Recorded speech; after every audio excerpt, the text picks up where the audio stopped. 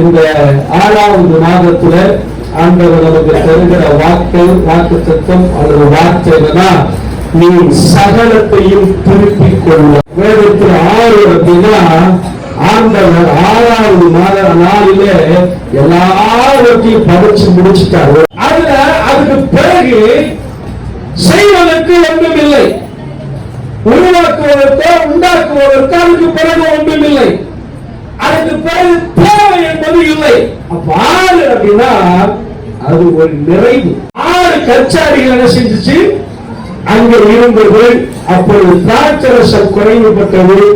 அப்பொழுது பார்த்தீங்க அப்படின்னு சொன்னா அந்த கச்சாடிகளில் 6 கச்சாடிகளிலே ஆண்டவர் தண்ணீரை நிரப்பும்படி சொன்னார்.